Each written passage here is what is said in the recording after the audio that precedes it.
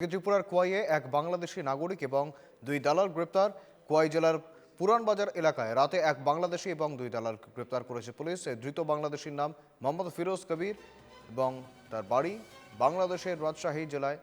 খবর পুলিশ সূত্রে ফিরোজ কবির অবৈধভাবে সীমান্ত পেরিয়ে ভারতে ঢুকেছিলেন।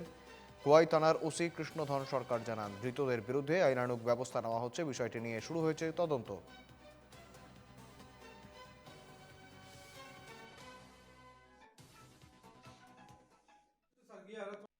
গোপন খবরের ভিত্তিতে খবর আসে যে একজন বাংলাদেশি ও বাংলাদেশে পার হবে। অ্যাকর্ডিংলি আমাদের দুইটা টিম বের হয়, এসআই মনোজিৎ দেববর্মার নেতৃত্বে এবং আরেকদিকে এসআই মদন সরকারের নেতৃত্বে।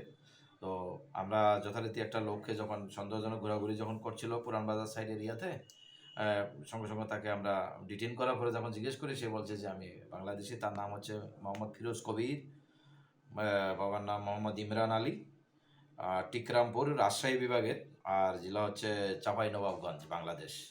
তো ওকে বারবার ফোন করা হচ্ছিল, সঙ্গে যে দুইজন লোক ওকে পার করার জন্য, বাছাবাড়ি হয়ে পার করার জন্য ট্রাই করছিল। এই দুইজন লোকের বারবার ফোন আসছিল। আমরা ওই ফোন ট্র্যাক করে দুইটা ছেলেকে আমরা ইন্ডিয়ান টাউটকে আমরা অ্যারেস্ট করেছি, যার নাম হচ্ছে শৈলেন্দ্র বর্মা এবং অজিত বর্মা, যাদের বাড়ি হচ্ছে বনবাজার আসারাম বাড়ি, আন্ডার চাম্পাওয়ার পিএস।